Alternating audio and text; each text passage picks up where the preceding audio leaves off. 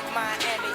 Miami, Miami, Miami, Miami, Miami, Miami, Miami, Miami, Miami, Miami, Miami, Miami, Miami. It feels like Miami. Welcome to the Miami Heat Beat podcast. First podcast, not post-game show, of 2023. I'm your host, Giancarlo Navas. And with me today, we have the pregame and co-host, Kenny. What's up, Kenny? What's up, man? What's going on? It's my first time working with our other guests, man. I'm pretty excited about that. What a big day. Ethan Skolnick's return to the podcast. Ethan Skolnick of 5 Reasons Sports and of many other things, host of 5 on the Floor, insider, NBA insider, Ethan Skolnick joins us.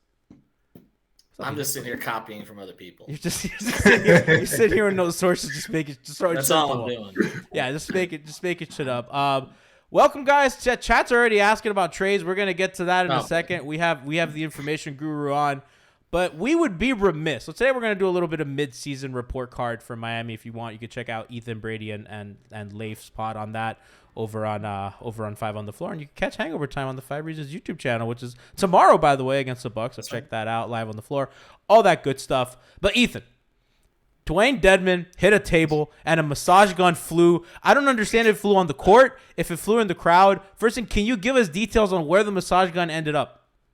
I'm not sure. That's going to be auctioned off with the 15 strong cards, I think, in one of the future Miami Heat auctions to help pay for the luxury tax. They're going to sell off the massage gun. We had Norris Cole on our podcast today, and he hadn't seen it. So, like right before we went on, I said, Norris, you really do need to see it. I sent it to him. He goes, oh, that's not good. I said, yeah, not good. He's like, you going to get suspended for that? I said, I think they hope so. In fact, that was a conversation we were having after the game last night. I was talking to Ira and a couple of the others, and we're like, I think they want him to get suspended because actually that does save them money against the luxury tax if he's suspended by the league. So I think they'd rather that the league do it. It's been frustrating with him this year. I know you guys have had your own issues there, but it's been frustrating with him. I mean, he was a good addition 2 years ago. Last year he was so at best. This year he's been an abomination. There's just no way around it. Like, I mean, their numbers. You really could argue that if Eric had this is the crazy thing about last night, is that Dedmon was upset for being called out by 3 straight possessions that were basically his fault on defense. In the zone, and yet, like. The whole reason they have the record they have is because Spoelstra has stayed with him so long this year because he's trusted the veterans. So that's the crazy part about this is that, like, Dedmon's upset. I think he got being passed on for minutes and everything else. I mean, literally, this team would be 7-8 games over 500 if he hadn't played. It's really that simple. The numbers don't lie. Like, they just had to survive the Bam minutes. I mean, our Brady Hawk is the nicest 19-year-old in the entire world. Nicest guy in the world. And he simply does not want to say that this guy has just sucked this year, but he's pretty much just said that this guy, he's just been awful. There's no way around it. Kenny, do you remember when Brady tweeted something mildly disappointing at Dewayne Dedmon? We all in the chat said, Brady's turned on Dedmon. It's over, bro. I mean, he's had an agenda since then. But it's an accurate agenda. And so Spoelstra always will trust the veterans longer. He kind of rewards them for past performance. I think they really appreciated what he did a couple of years ago. Because remember, there was one playoff game against the Bucks. He was the only guy who played, and now he's unplayable, and so that's kind of where they're at with it. So I would expect whatever the league decides to do. I haven't seen it, but I would expect that the Heat will handle something internally. I don't think he's going to be banished. But obviously, January 15th can't come soon enough. And I think the Spurs aren't at the salary floor yet. You can correct me if I'm wrong, but there's teams that there's moves to be made there to get rid of that. And it is a nice, sizable contract to add to things to kind of cobble up. Ken Boners in chat said, "I'd rather Haslam play than Dedmon." I don't know about that. I think maybe you don't know about that. Listen, Rohan, Kenny, Rohan has been like, "I'll give you D like 5 minutes." Yeah, Because and I don't like, and You everybody knows I'm the last guy who wants to like pile on people. But Dedmon, there's been no redeeming quality this season. No. And There's been none, and so in fairness to him, he's dealing with the plantar Plantar fasciitis. fasciitis, So yeah. like obviously like that's gonna contribute, especially at his age. Although, Ethan, do you know that he's Hassan's age? I know. That's insane to me. He had me wanting Hassan this year, which you know me. That takes a Ethan, lot. do you think that the reluctancy to play Orlando Robinson was a bit of like Hassan PTSD? Hold on. I'm sorry. Something was going off the back. No, you're good. You're good. The reluctance to play. That was subliminal. The reluctance to play Orlando Robinson. What Was Hassan PTSD? I'm not even joking because they don't have to it pay felt him that yet, way. see? They don't have to pay him. They don't have yet. to pay him, but like I don't know, like it just felt so obvious that this guy, and then like he'd get yanked for one mistake, right? Like he'll have a turnover and then like he'll get pulled, and then Dedmon comes in, and then Dedmon has whatever that was against the Lakers where he's holding the ball complaining, he gets stripped, and then he gives the guy the middle finger on his way down after a failed charge. I think it's what I said. I think it's just Yeah. that Spoelstra is always going to cater Reward, to the yeah. veteran in that situation. I don't think they like Orlando Robinson. There's nothing negative that I've heard there. And I think Heat fans will like him again until the Heat decide to lock him up for 4 years at $70 million or something like that. But I look, they have to move forward without Dedmon now. I think that was the breaking point. It's been leading to this. But it also shows you the danger of signing a player to be a contract. And that's essentially what they did. They did not plan on him playing this much, but I really wonder if he was this upset about losing some minutes to Orlando Robinson now, I wonder how he would have reacted if Yurt had stayed healthy, because I think the plan all along was for Yurt to get those minutes this year. They did not anticipate Dedmon playing these kind of minutes. I've had conversations with them about this. So, I think in the future it might make them give them a little caution in terms of paying a guy just to be able to get to a certain salary number for a possible trade. When they've done that, now it happened with Myers Leonard, and now it's happened with Dewayne Dedmon. In both cases, the whatever use the asset had beyond just the contract went away. And so I just think it's a dangerous way to do things. I understood why they did it. Sometimes it's just math. It's just like, okay, we got this. Especially because they were an over the cap team. Like correct. So that's just is what it is. But I mean, look, the Oladipo contract, proved over the cap has proven to be, quite valuable at this stage to them. And I don't think they're moving it now. But so sometimes it works and sometimes it doesn't. the Leonard redacted contract, I should say, got them Ariza. So it's like that served its purpose. Whether or not Ariza panned out was they got a guy who played for them at a position of need. And to be fair, he did play well at times. The playoffs was just a disaster. That But was a bad matchup for him. I think we all knew that they were just a little too big for him. So So while we're on the topic of centers, I'm glad that you brought that up. So they did. It felt like we were talking early preseason. It felt like the job was Yurt's to lose, and if Dedmon played, it was kind of a disaster because that would mean that Yurt lost. So they did not. They saw none of this coming. No. They Is this really Dion all didn't. over again? Like in terms of his like sneak injury or Who's that? Dion? Yurt. Like in terms of like this injury, like I don't think it was Dion. I just think it's something that happened in camp, and it just I didn't think he was gonna have surgery for it. I don't think they thought he was came gonna out have of surgery nowhere. for it. Yeah, and then all of a sudden he needed surgery. I mean, he was fine in camp. I mean, he was talking basically about starting next to Bam, if you remember. And then they tried that for one preseason game, and I don't think that would have lasted very long anyway. But he would have been a useful player for them this year, and I really wonder now what his role is going to be in the future, because I feel like the opportunity was now. So we'll see what happens with him. He's a bit of an older player for a developmental player, which tends to be what they have, because whether it's Strus or Vincent, they tend to have older developmental players because they're players who've slipped through the cracks and bounced around a little bit, and then they get something out of them. We'll see what Yurt is in the future. I mean, there's just a lot of things that haven't gone right for them with depth this year. Like every possible depth play they've made, with the exception of what Oladipo's doing now, has basically backfired on them. And a lot of it's not their fault, but it's just the way that it is. And now they have basically 5 dead roster spots. Like it's very difficult going. I mean, I'm wearing a shirt that says "We have enough," and it really should say we don't. I mean, that's what it should say.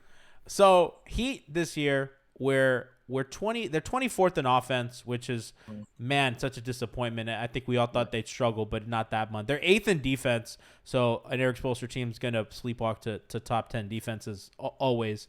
And as far as net rating, they're 19th, so they're minus 0.5, so still not positive.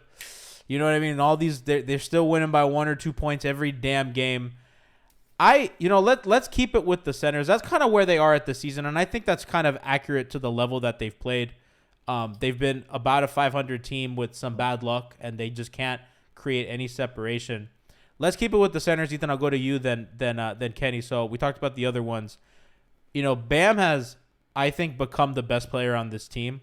I think that leap, I don't know if you want to call it a hop or a leap, that step has been made this season, and I don't think it's going back. Maybe in the playoffs, Jimmy, obviously, as we saw last night, he has a different kind of gear to him that I just don't think Bam could get to yet. But I think for the course of 82, and I don't know if the organization sees it that way, Bam to me has been their best guy and is their best player. Well, he's available, and I say that as he's missed the last game. He may miss a few more, who knows? But that, to me, that's the single biggest thing. And look, I asked Jimmy the question last night about what it's been like for him, having a different crew pretty much every single night. And, and he said, have you ever been through a season like this? And he said, nope. But, of course, Jimmy's a part of that, too. I mean, Jimmy basically plays 2 out of every 3 games. Bam's been more durable than that to this stage. But, yeah, I mean, I think – when you look at everything that he's asked to do for this team and control things on defense, and then also his aggressiveness this year, I keep saying this. There has not been a press conference this year where Bam has had to say, I need to be more aggressive. Remember, we would hear that pretty much every week. So that has stopped, and I think that is the biggest indicator that we're just not hearing that noise anymore. Do they feel that way internally, though? Like, the organization feel like... Organizationally, they're very happy with him, I can tell you that. And again, he's at 16 shots a game. The goal was 15, so he's crossed that threshold. I think they like the free throw numbers to come up a little bit. But I never cared about the three-point numbers. I never thought that was real. That's a late career thing for him. I don't think that's now. I think it's more like Bosch when he kind of entered that stage. So I think as far as what he's done, I don't think he's had his best defensive season, but it's still better than pretty much everybody else. And offensively, I mean, he has go-to moves now. He has go-to spots on the floor. He did not have that before. I still think we have to give Jimmy a certain level of credit here, so I'm going to say 1 and 1A. But Jimmy has to play. I mean, Jimmy has to play. And I do think he's going to play more the rest of the season than he's played to this point. They've gotten past most of the stuff with the knee. The back was bothering him too, which wasn't really talked about a lot. He does not like to talk about injuries, which is to his credit. But also, I do think when you are the franchise player, which Jimmy is paid like the franchise player, and they are so reliant on him in so many ways still, that I think this idea of kind of managing a player and hoping that he'll kind of turn it on for the playoffs, I think they were a little arrogant about that this year. That's my opinion. They're not good enough to survive one guy in, one guy out. And I said this, with Norris today, if you look back 10 years to the 12-13 team, 7 guys on that team played at least 70 games. That was crazy to me when you tweeted that. I couldn't believe it. Dewayne played 69. Yeah, we used to bitch about Dewayne not playing enough. Norris played 80. Something happened here, and Norris says, well, the injuries are legitimate. He's not going to trash the Heat organization. I know that. But, I do think there's been a turn here in terms of this. I think COVID caused some of this. It became acceptable for guys to be in and out and to expect your coach to figure it out because it just was, you didn't know who was going to play from night to night. Now that the COVID thing is kind of in the past, at least in terms of availability for NBA players, I don't think it's changed back, honestly. But you're saying that, right? Who's making those decisions if not the coach? Is it the players? Well, it's the coach along with the trainer, and it's an organizational decision. And I just think that they have trended more on the side of caution this year and not having a guy have a long-term absence, which I understand. But also, here's the other thing, and this was said to me by someone inside the organization. And this is not a criticism of Spo, but obviously things have changed over the years from Pat to Spo and even from Spo to Spo, okay? But teams don't practice as much anymore. And I actually think that – but I think that is leading to more potential injuries, or could be. I'm not a physician. I'm not a physical therapist. But I'm just saying, it could be leading to more because then you're going full speed. The pace. This is something else that was mentioned to me. The pace is faster than it was in recent years. And so, not for them. Well, yeah, they're the one team that's not. But they actually have to guard the guys who are running fast on the other side, although sometimes They don't get muck back it to up, do dude. that. They muck it up. They fucking zoning it No, up they and everything. try. I know they do. It's hard to watch at times. But yeah, I mean, I think that's kind of where we're at. Is that they just simply don't. Sometimes you're going from 0 to 60 a lot of times, and that may be leading to some of the things we're seeing. Now, some things are freak things. Bam's thing was a freak thing. Tyler's thing was kind of a freak thing. I mean, this stuff happens, but it just seems like it's happening a lot more. Like we're accepting it a lot more. Like this guy's not playing. Like Kyle's out with knee discomfort, and I'm sure if it was the playoffs, he'd be playing.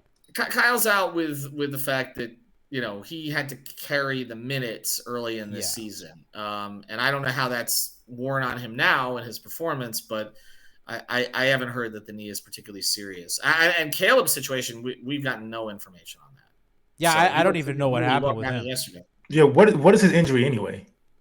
I can't even remember. Is it a hip? Is it? Yeah, it was just something. I looked at it, I was like, that's interesting, and then kind of moved on. I mean, he had the Achilles problem before. I thought Caleb's play had tapered a little off lately. I agree. And again, this is part of the problem with this team is that the way they are structured, they have asked guys to do stuff totally out of their comfort zones, and that's good for development to a point, but ultimately I do think it's led to some of the problems we've seen. I think Strus's dip and shooting. I think Strus 100%. Mm-hmm. Gabe as well. Martin kind of falling off a cliff. Gabe falling off a cliff. Like guys are being asked to do things that I don't know necessarily that they were equipped for. It's like I feel like if they had one more guy, it would slide everybody else down to where they should be. You mean a real power forward and not Caleb Martin? Correct. I mean that's the biggest thing that they needed. But I don't know that PJ would have provided that for them this year. I think that's an assumption that I think they made the right move. Kenny, I know you're PJ's been bad this year for one, and two, you don't want to lock yourself into that contract. No. And especially within the context, if you don't want to sign PJ Tucker and take yourself out of the Kevin Durant conversation this summer. Right. And so I don't have any regrets for the PJ thing. Yeah, I don't either. I mean, it was Caleb or PJ, basically the way they described it. Now, we can discuss if they were going to use the luxury tax. If they're going to go into luxury tax, they might have been able to do both, potentially, and use different vehicles to get that done. But I think if they're for sure parameters they were working with, that was the best they could do. But Ethan, like the conversation of like Mickey's not going to dip it. Bro, if they're like at the 1 yard line of a title, they're going to pay the tax if they have to. I don't think there's a doubt. I don't think Mickey's going to pay for a maybe. You know what I mean? Like what this team is. But I think that's been a little unfair the way that he's been painted. Yeah, I agree. I to an extent. I agree with you on principle of that. I think that he'll pay the tax if he feels. And then you'll tweet out Carnival stock. Well, I mean, Carnival stock is Carnival stock. I mean, look, obviously, it's not direct correlation to it, but it's in the background here, and the FTX thing doesn't help either in terms of imaging for this. What team happened this year. with that? I saw that they just made a. So I think the arena just has no name right now. They just have. So what's it called? I mean, we're calling it FTX still. We're there, but I don't. Is Eric Reed gonna still call it the FTX Arena? I'm not sure. Are the logos gone? It's off the front of the building. It's off the front of the building. Yeah. I do love that sign on Biscayne Boulevard once you're closer to Design District where it says AA Arena and with an arrow, and I was like, no one just changed that. That forever. Kenny, real quick, we kind of circling back to Bam, and we'll change topics. Do you think that he's kind of taken that next step as the best player? Yeah, 100%. And like Ethan said, part of it is availability because Jimmy's just been out. But I also think that he'd have been making an effort to make him the best player. We understand Jimmy's getting up there in age, and we know what Jimmy can do when he flips the switch. But it seems like it's a real effort to get Bam involved every game, get him scoring early. It seems like he's involved in every action on offense. And so I just think now he is the best player, and I think it's intentional. I think Jimmy's taking a step back to him at times when he's out there as well. And he's done it to Tyler. Credit to Jimmy for that, too. I can't imagine Ethan is very fun for Jimmy. No, I think... Because they'll run late game stuff for Tyler, not Jimmy all the time. I know, and I think there has been a transition here, and I do think there's a little bit of a dichotomy with the Bam-Tyler thing and the Jimmy-Kyle thing, and I think that has been kind of hanging over them. I don't think the relationship between Jimmy and Tyler is bad. They had issues a couple of years ago that I knew about. I don't feel that now. But I do think that there is always going to be a passing of the torch situation. And, this organization has kind of been pulled in two directions. There's a Jimmy timeline and there's a Bam Tyler timeline. Well, the Jimmy timeline only works if you put the pieces around Jimmy that's going to make it work. And now that you really haven't done that, at least this season, to capitalize on this part of his window, that's when we start pivoting and saying, okay, Bam and Tyler. What is so weird about this year is that you've gotten the individual growth from Bam and Tyler that you wanted. And Caleb. And and yet the team is still like treading water. And that's what's frustrating. And Jimmy's been really good when he's played. So that's the tough part of this. There's been no catastrophic injury. There's been no major slippage from any of their premier guys. Kyle's another conversation here. But like as far as those three, there hasn't been. And, that's the deal. So I just think that that's what has made this such a confounding season. I think it's made it hard for Heat officials to kind of figure it out because they can't get their full group together. But as we know, sometimes the full group never gets together. And at times the full group hasn't looked so good when it was together. I actually thought the Brooklyn game is the best that they've looked together in a while. I was more encouraged by that loss than I've been by a bunch of wins. Like their energy was good. Their connectivity was good. The defense looked good, even though the Brooklyn scored such a point. They look like themselves on defense. Yeah, they did. But it's just sustaining it. And now that you have Vic back, like performing at this level, you have kind of the team you thought you would have. So it's just a question of getting them on the court and getting them to play well together. And again, that has not happened consistently enough. And it's been a very frustrating watch this season. I mean, other than Tyler's 3 against Utah, there are a few moments, but what I always say about Riley teams is like he made basketball matter in this town, and typically seasons matter. And they have to do something to make this season matter. Because right now, this is one of those seasons we're going to skip over. Like, we skip over the season 2 years ago. Like, it's the just 21 year? Yeah, it's extension of the bubble. Yeah, we had excuses. Trevor Ariza. Nobody's going to remember Trevor Ariza played for them. It's just one of those years. They've had a few years like that. Okay, like even like the Dwayne Last Dance year. If it wasn't for Dwayne's Last Dance, that year would have been utterly forgettable, right? At least 16-17 was memorable because they had the 30-11 run. But they've had some years. 14-15 was utterly forgettable. 2001-2002 was utterly forgettable. They've had those years that you're just like, okay, let's just get to next. This feels like a get to next season. And that's why I wonder if they are going to make a significant move at the deadline. I don't think they know they need to. They need to shuffle it. And it's going to be hard at the deadline, too, because there are like 22, 23 teams still in the mix for the playoffs, and there's no like clear title contender right now. So who's going to trade, who's not going to trade? Like they don't really know that right now because we don't know which teams are going to try to tank. It's getting late in the game. The Pacific Division had 3 title contenders coming into the season: the Suns, the Warriors, and the Clippers. They're all at 500. So, like, and they've all lost to the Heat.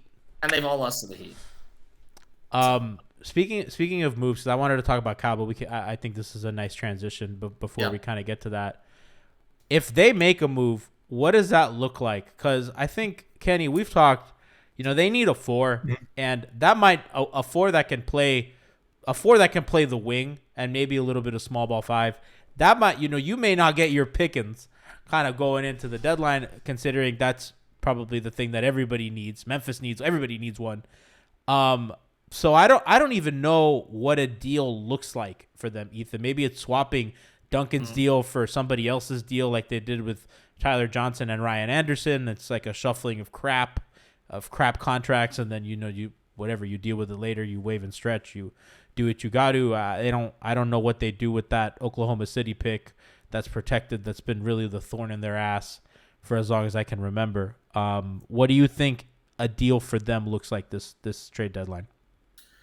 I think that they're going to try to swap out Duncan for sure. They will explore Kyle, I believe. I don't know that that's going to lead anywhere yet. I think that's more of an off-season thing.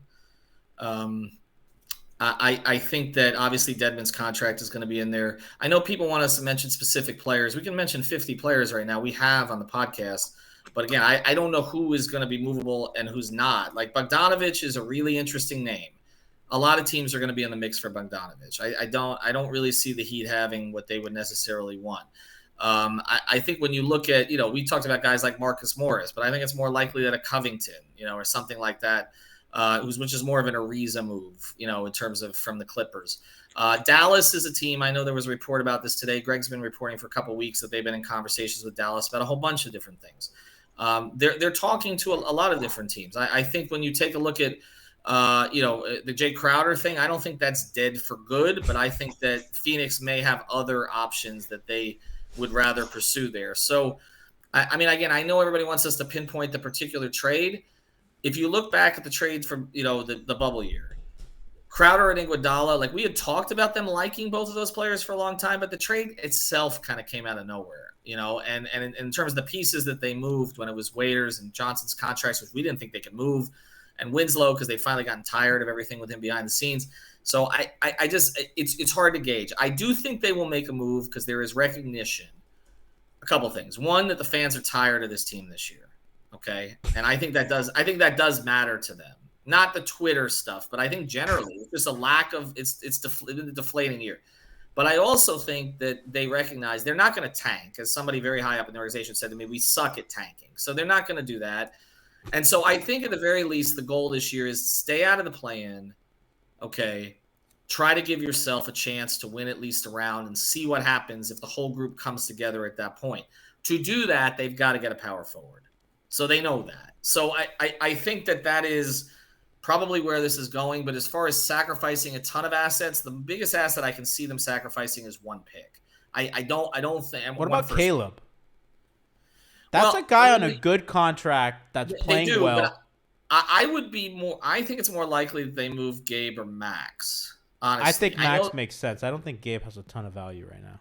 Well, the contracts don't make sense. Well, Gabe is a backup point guard in a contending team, but who's a contending team? That's the thing. Like, I don't know. Yeah. but if you're not planning, here's the thing: if you're not planning on extending both of those guys, okay, and I don't think they'll extend both. I think they might extend one. And I thought it would be Gabe, but now I'm coming back around to Max. I'm not entirely sure.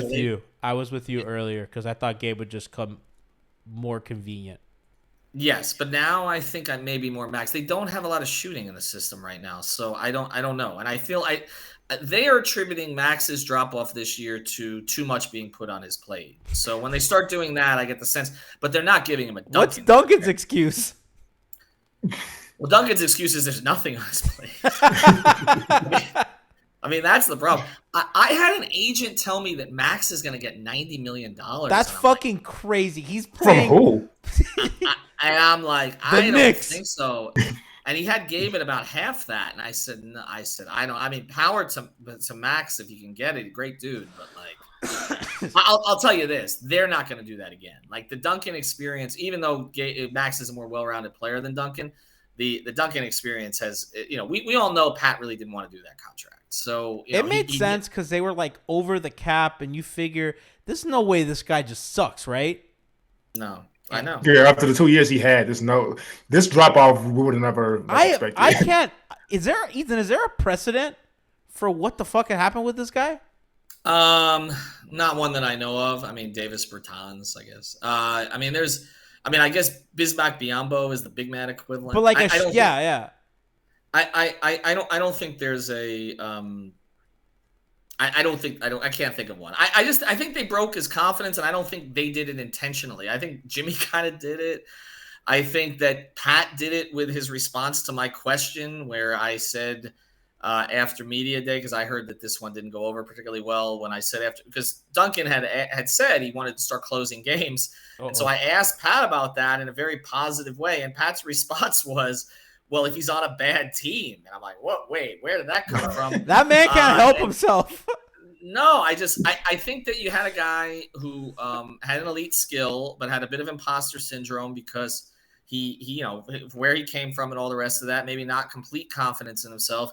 And I think they gave him a lot of confidence with the dribble handoffs, with the connection with Bam, with running so much of the offense through him.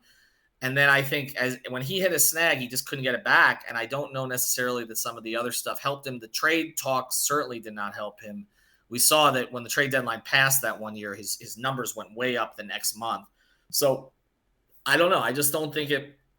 I talked to him in the Bahamas. He seemed pretty confident he was going to have a great year. I don't really think they've given him an opportunity to have a great year, honestly. And he doesn't even play with Bam. Like when he plays, it's never with Bam.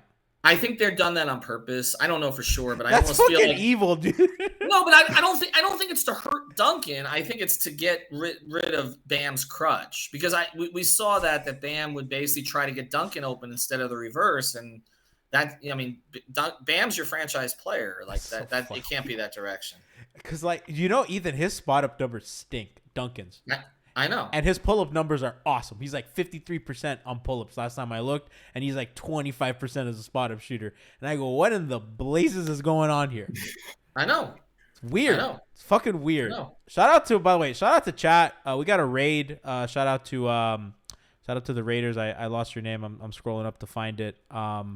We appreciate it. Ralph, shout out to you. Come in, crowd Heat fans, and they're happy.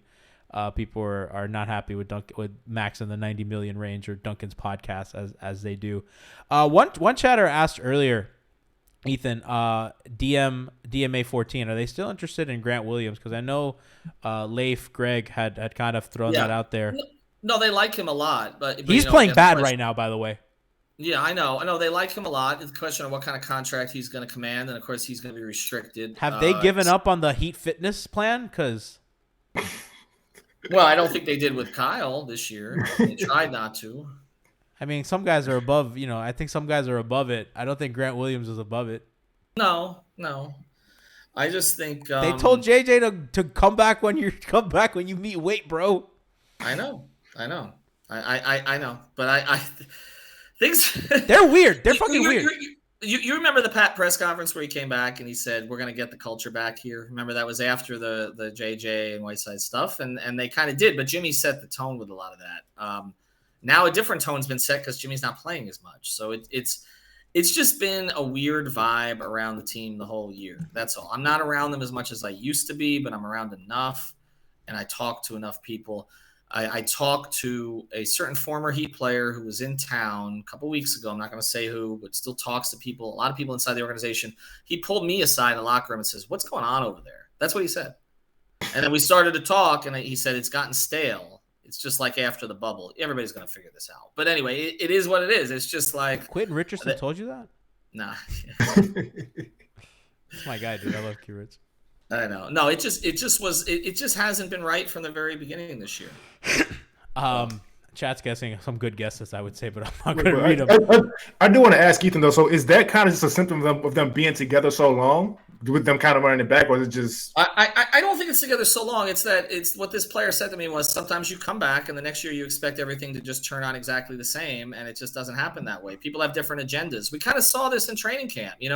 Everybody was talking about wanting more playing time or wanting to start or wanting this and I asked Eric about it, in the Bahamas, and Eric, was talking about how he liked the ambition, but it may be a little edgy at the time. Like it's just, he's always going to frame things in a positive way, but it was kind of like, all right, this is not totally Heat-like.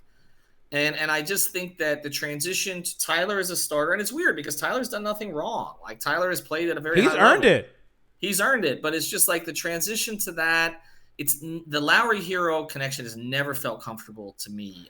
It was positive. It was like +5 or something last year, and they started off really bad. They were like -3, and they've come back up to positive. So that in the last month has fixed itself. But I know what you're saying. Yeah, so it's just been a strange deal. But again, we can look at the numbers and all that, but also like the numbers are not translating. They're not translating to wins. They're not translating. They don't blow anybody out. Like you mentioned it. When they win, it's one of these tight games. That's why their net rating is where it's at. Like they don't sustain. They can't create separation from anybody, even bad teams. No, they can't. They can't. And part of it again is roster construction, but part of it is commitment. And right now, without a move, they're probably a 6 seed. They may end up in the 7. I think they're okay, but they're forgettable. Are we talking disease of me, Ethan? This sounds like disease of me. I mean, there was a little of that. I think there is a little of that, and I think we'll hear more about it later. But I think when you see that Dedmon thing playing out on the sideline yesterday, like that's different from the Jimmy Spo confrontation before. Like that was because that was not about playing time or anything like that. That was about sort of, tensions behind the scenes between two very strong-willed personalities who are leading the organization. That's different than this. This is a guy who was not happy about his playing time, and I can tell you he's probably not the only one.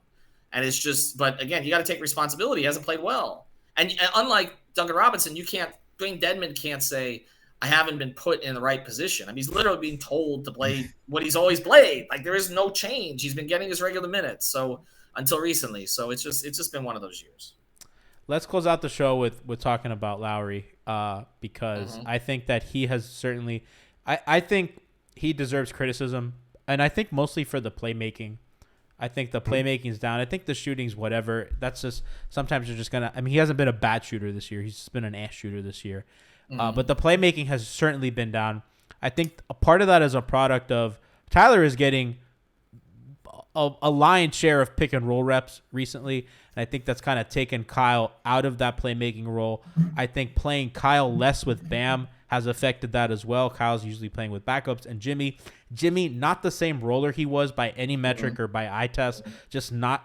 And part of that might be health, but Jimmy's not really a screen and roll threat. So Kyle's been playing a lot with Dedmon as a screener, or young centers who aren't ready, or Jamal Cain at the 5, or whatever wacky thing that's or fucking Haywood Highsmith in the short roll, right? So I think there's a lot of factors to it, but at the end of the day, he's been an ass shooter. His finishing has gone through the toilet, and he's not scoring enough. And frankly, there are some nights that you got to score more. And this isn't, you don't. Sometimes you have guys out like they've had, and you can't lean on other guys to cover up, and you just do your Kyle stuff. Like against Brooklyn, great example. I thought he had a really good game, and he just didn't score the ball enough, and I'm sorry, that's just not enough. So that's kind of where I am with him, and I think that anything beyond that is incredibly unfair, considering they signed him to an over-the-cap move. Signing him didn't prevent them from doing other things, Right. So I think people on Twitter are calling it the worst contract in Heat history, which is just ridiculous.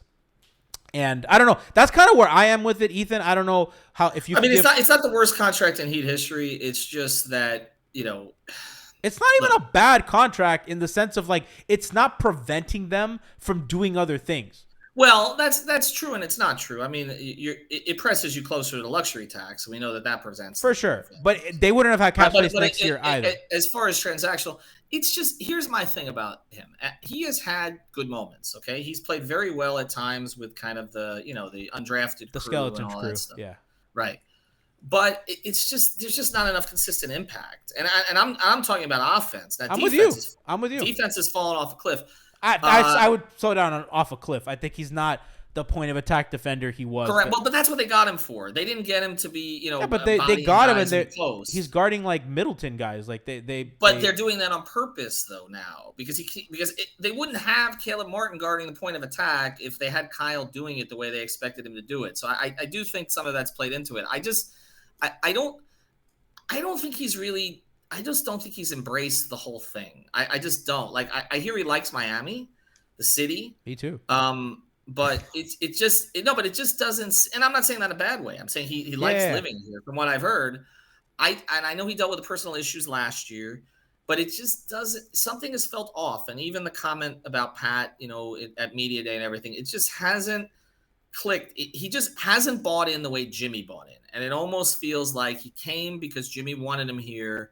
But he didn't really want some of the peripheral stuff that Jimmy was ready to deal with. And so it feels to me a little like Dwayne Wade in Chicago, to be honest. Like, it's just like, that there were reasons to go. For Dwayne, it was home. For Kyle, it was, winning organization with Dwayne, with Jimmy. But it doesn't feel right. Like, it feels like, honestly, I feel like Kyle should finish in Toronto. It's the other thing about Kyle is, he really struggled to find his way in the NBA until he got to Toronto, right? He was a good player, but he had some problems with coaches. He got to Toronto and it all clicked, right? It's just like when a place is home like that for you and you go to a different environment, it's just not for everybody. Now, I thought it would be for him, but it doesn't seem to be. He also was coming here after a year in Tampa, which basically Toronto just threw away. The Raptors just threw away, as we know, because of their circumstances.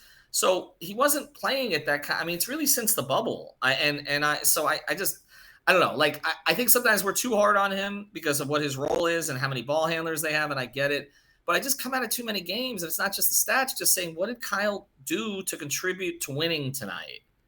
And it's not as much as we expected. It's not $28 million worth. I don't disagree with you, but and Kenny, we've talked about this. The impacts are small. When we did our playback session the other day against the Suns, it was like he pushed the pace in certain moments to get them into an early seal, in which even though they use 15 seconds of clock, like his kind of IQ and floor vision kind of gets them into those positions. So it's imperceptible. And part of that is me kind of caping for my guy, because I do agree with everything that Ethan says.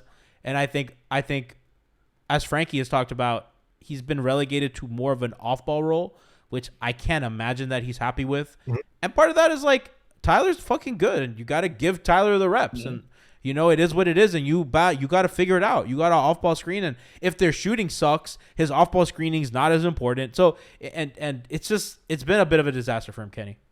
Yeah, and I feel like, so he does these little things that still, like his IQ never went anywhere. Him pushing the pace, controlling the pace, those things are great. So I do give him credit for that always. But I also do understand that there are games where they do need him to score a little more, or at least try to. And I understand he doesn't have the ability to turn the corner like he used to. But even like I don't think he's embraced being off the ball a little more. Because he can be he did it with Fred VanVleet. So he can find his way off the ball a little more. I just don't think he really has yet. And I'm not sure if he will at this point, especially at his age, and just kind of he's a surly dude. Yeah, I don't think he will at this point. I don't know how much, just for a younger guy, I don't think he will too much, but I think it's going to be better for the team if he does, because if not, then it's just not going to work. No, and I'm with you, and it's funny because something about Kyle, and this is not a bad thing, but somebody close to him told me, said, Kyle's an asshole, but he's our asshole. Yeah, that's what I said. That's Ethan. I literally told that to Brass. And that's what it's about. So I just, it's just like you're either going to, you want him to really embrace the whole experience. Ethan, that's really describing Alf. And it just hasn't happened. I think maybe if you had Kyle 5-6 years ago, this would look different. But he's won already, and and he's late in his career, and he's probably a Hall of Famer already. And I just think I don't necessarily think we're going to see a big upturn. I think we'll see some games. I think Kenny's right. If he embraces off the ball a little bit more, I think that will help. But I don't think it's going to be the consistency that Heat fans were looking for, unfortunately. I do think that, and it's why I've experienced this season differently, is I thought this iteration of the team's window closed when his hamstring exploded, because I did think that team was that good. I thought he was playing really well. He was in the right role, and I didn't care that people were complaining about the scoring numbers, because I thought the impact was legitimate every night last season. And this season, age is a bitch, and it gets you sometimes. Yep. And Tiff just said in chat, last year was their year to win with Kyle contributing at a high level. Absolutely. And I've made, so then this, I get it, but I hope they can kind of figure some stuff out. Hopefully, if they get a 4 and their rotational stuff gets better, and they can get a couple things he can get back. I think he's not a guy who can raise the floor of anybody, although he does take a bunch of undrafted dudes and G Leaguers and makes you competitive. But I think on a night-to-night basis, it's hard for him to be that floor raiser that he was. But I certainly do think that he can help kind of get you over the edge in the right circumstances. So last thing, Ethan, before we go, are they happy with him as an organization? Because I know that could be a little testy with, I think I know how I've followed him for a long time, so I know how he could be. And I know that he might not rub people the right way all the time. Have they been happy, or have they just been like, eh? I mean, I don't know if it's been I think that they'd like to see more consistent performance. I mean, I think that's notable, and they're not unhappy, is what you're saying. I mean, I don't know if they're unhappy. Like they're not like look like get out of here or anything like that. But I mean, this has not been a signing. I think that when they look back on it, I understand the reasoning for it. I understand the giving him the third year. I understand Jimmy's preference. And again, that's when we talk about not getting Jimmy enough help. You're like, well, you got his friend. I mean, so I mean, that's what he wanted. LeBron syndrome. Right. But I think that I look, if they were expecting like Tim Hardaway, when Tim Hardaway came to Miami, it hasn't been that. That's all. That's fair. Not consistently. Ethan Skolnick of 5 Reasons Sports of 5 on the Floor. Ethan, plug your stuff. What do you got coming up for the people? 5 on the Floor. Check that out. Of course, go to 5reasonsports.com and also spell that one out. And then 5 Reasons Sports on Twitter. Do not spell that one out. And yeah, we're doing 5 on the Floor 4 or 5 times a week. We'll have Hangover Time once a week on our channel. mixing and matching all of our folks here. But yeah, we're going to cover this team till the end. I mean, we're going to bleed it dry, but I wish they would do something, please. What's your text line so people can get into that if that's what they want? want? Yeah, so that's on the top of the Twitter feed. So just check it out there. Click on it. It's off the floor. It's winnow.app off the floor. But just go to the top of my Twitter feed. You'll find it. It's pinned. You could see, yeah, you could. $305 a month. First week is free, so everybody said, "Well, we're making people pay for it just after the first week." Okay. I think Tiff came in late, and she says, "I want to come on when it's an all Strus episode." Well, Tiff, good news for you. Ethan thinks that Strus might be here next year, so your man has a chance. Man has a chance. Ethan Skolnick with the 5 Reasons Sports Network, 5 on the floor. Kenny, myself, we will see you tomorrow for pre-gaming right before he bucks, and then after for hangover time. Also on the 5 Reasons YouTube channel. And Ethan, I don't know if you're somebody from 5 on the floor will be on with. We'll throw some. Yeah, well, somebody will be on, and that's been us holding the heat accountable, unlike Troppy Baby.